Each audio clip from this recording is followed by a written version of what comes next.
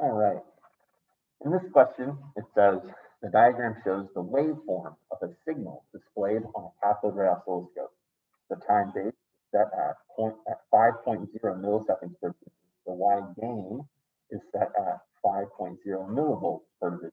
What are the amplitude and the frequency of the signal? All right.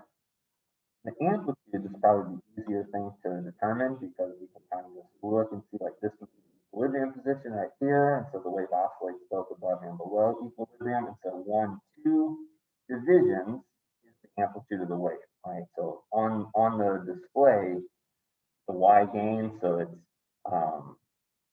5 millivolts per division times 2 divisions.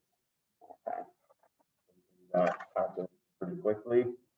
0.005, which is 5 by 10 to the negative 3, times 2 equals 0.01 volts. Okay, and so we can save the trouble there. So volts to millivolts, there is 10 to the 3, or 1,000 millivolts per volt. So multiply that by 1,000 again, and you get 10. You can see right away that students who misjudge the amplitude of the wave as the entire height from trough to crest will incorrectly choose 20 millivolts as the amplitude. So the answer is incorrect, right? We know that it's 10.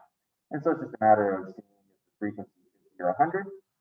Well, one wave occupies, let's see, 1, 2, 3, it looks like 4 divisions exactly to get from this trough to this trough, or this crest to this crest, or like here where the wave kind of begins, back again, 1, 2, 3, 4, and the way you look at it.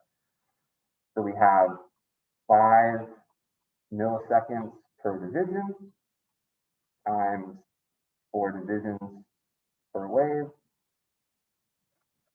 So that's going to be 20 milliseconds per wave, right? So that's the period, right? Anytime you set up the calculation like this, where you get the time of the wave, you're solving for the period.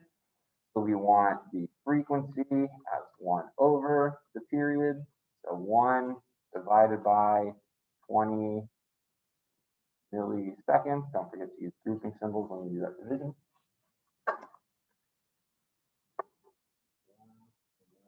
0.02, that would be 20 milliseconds.